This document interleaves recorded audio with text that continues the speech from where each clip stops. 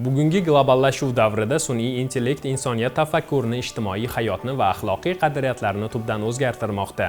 Prezidentimiz Shavkat Mirziyoyev Samarqandda bo'lib o'tayotgan UNESCOning 43-sessiyasi doirasida ham bu texnologiyani ta'lim, madaniyat va ijtimoiy sohalarga keng joriy etish, shuningdek, sun'iy intellekt maktab loyihasini UNESCO shafeligida amalga oshirish tashabbusini ilgari surdi.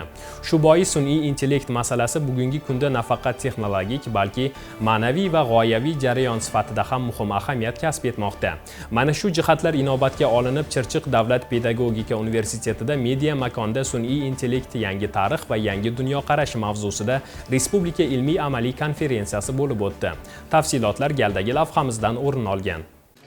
Tadbirda oliy ta'lim, fan va innovatsiyalar sohasining yetakchi mutaxassislari, olimlar, pedagoglar hamda talaba yoshlar ishtirok etdi. Dastlab universitet rektori sun'iy intellektning zamonaviy jamiyatdagi o'rni, uning imkoniyatlari va xavf-xatarlarini tahlil qilib, raqamli transformatsiya jarayonlarida intellektual texnologiyalar inson mehnatini yengillashtirayotgani, biroq bu jarayon mas'uliyatni ham oshirayotganini ta'kidladi. Konferensiya davomida professorlar tomonidan ijtimoiy agressiya inson faoliyatining destruktiv omili sifatida kabi mavzularda ma'ruzalar tinglandi. Ishtirokchilar sun'iy intellektning yoshlar ma'naviy hayoti, dunyoqarashi va ijtimoiy xulq-atvoriga ta'sirini ilmiy asosda tahlil etdilar. Mutaxassislar ta'kidlashicha, so'nggi 5 yil ichida mamlakatimizda kiberjinoyatlar soni 68 barobarga oshgan. Bu esa raqamli savodxonlik va sun'iy intellektdan foydalanish imkoniyatini shakllantirish zarurligini ko'rsatadi. Hozirgi kunda darhaqiqat sun'iy intellektsiz biz hayotimizni tasavvur qila olmay qoldik. Agar respublikamizda 38 million aholisi bo'ladigan bo'lsa, 34 millioni internetdan foydalanadi. Sun'iy intellekt hozirgi paytda juda keng qo'llanilmoqda. Bu bo'yicha O'zbekistonimizda qanday ishlar qilingan? 2024 yil 14 oktyabrda prezidentimizning alohida qarori qabul qilinib, bu qaror bilan sun'iy intellektni rivojlantirishning 2030 yilgacha strategiyasi qabul qilindi. Bu sun'iy intellekt hozirgi kunda ta'limga ham juda chuqur kirib kelyapti. Bu yerda yoshlarning ta'lim olinishiga yordam berish kerak. Chuqurroq bilimlarga ega bo'lishiga, amaliyotni bog'lashga, har tomonlama buni ijobiy jihatlari ko'p. Shu bilan birgalikda buning salbiy jihatlari ham bor. Biz agar bilimsiz bo'lsak, savodimiz bo'lmasa, biz sun'iy intellektni boshqara olmay qolamiz. Chunki sun'iy intellekt o'sha insonning aqlini modelировать qiladi. O'shani qiyoslaydi. Salbiy jihatlaridan agar biz ehtiyot bo'lmasak, xavfsizlik jihatlarini tashkil qilmasak, bu ko'p jinoyatlarga ham olib kelishi mumkin. Shuning uchun bugungi bizning maqsadimiz yoshlarimizni to'g'ri yo'lga boshlash, axloqli, adobli bo'lish, mehr-oqibatli bo'lish, haqiqatgo'y bo'lish, yoshlarimizni madaniyatli, ma'naviyatli, yuqori axloqli qilib tarbiyalashga harakat qilyapmiz. Bugun sun'iy intellekt platformalari yoshlarning axloqiy qarashlariga, milliy qadriyatlarga bo'lgan munosabatni o'zgartirayotgani, tayyor javoblarga tayanish esa mustaqil tahliliy fikrlashni zaiflashtirayotgani ham konferensiyaning muhim mavzulari sifatida alohida ta'kidlandi. Bugungi kunda dunyoni aksariyat davlatlarni deyarli hammasi texnika, ya'ni raqamlashishga o'tyapti. Axborotlashgan jamiyatdan raqamlashish jamiyatiga o'tyapti. Bu esa o'z navbatida ko'proq texnikaning o'zi bilan emas, texnikaning boshqaruvini talab qilmoqda. Sababi bugungi kunda deyarli aksariyat insonlar kitobda qo'yib, texnikani ro'para yakkama-yakka qolyapti. Xoh u uyda bo'lsin, xoh jamoaning ichida bo'lsin, telefonning o'zi ma'lum ma'noda uni boshqara oladi. Nima degani boshqara oladi? Ya'ni vaqtini deyarli aksariyat vaqtini shu texnika bilan o'tkazyapti.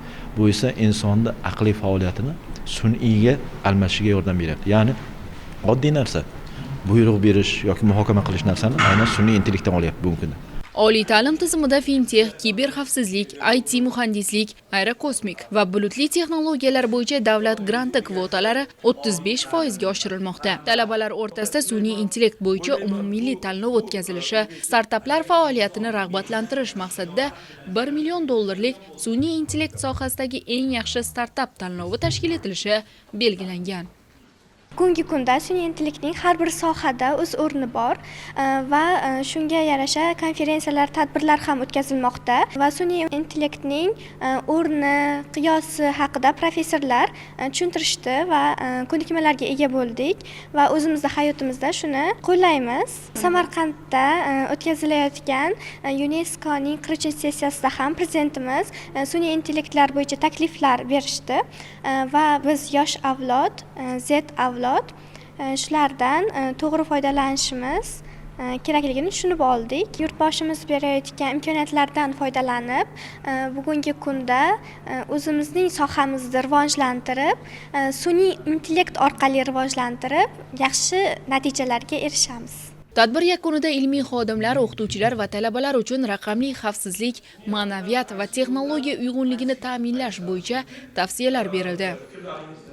Media makonga keladigan bo'lsak, bugungi kunda xabaringiz bor, bugungi kunda nafaqat televideniya orqali, bundan tashqari ijtimoiy tarmoqlar orqali ham juda ko'p ma'lumotlar aylanyapti. Va afsuski bugungi kunda yaxshi ijobiy ma'lumotlar bilan bir qatorda sun'iy intellekt tomonidan yaratilgan salbiy ma'lumotlar ham ko'p aylanyapti. Uni qanaqa qilib ajratish mumkin? Buni ajratish uchun aynan sun'iy intellektni yaxshi bilish kerak. Uni o'ziga xosligini bilish kerak va o'sha ijobiy tomonlarni qabul qilib, ijobiy tomonlarini o'rganish kerak. Shuning uchun aynan ilmiy jihatdan bu sohani o'rganilishi va bular bu haqida yoshlarga ta'lim berilishi va ma'lumot berilishi meni o'ylashimcha O'zbekiston rivoji uchun va xalqimizning hayotini farovonlash uchun juda ham katta omil bo'ladi deb o'ylayman. Konferensiya sun'iy intellektni faqat texnik yutuq sifatida emas, balki inson tafakkuri va ma'naviyatini shakllantiruvchi ijtimoiy jarayon sifatida baholash zarurligini yana bir bor isbotladi.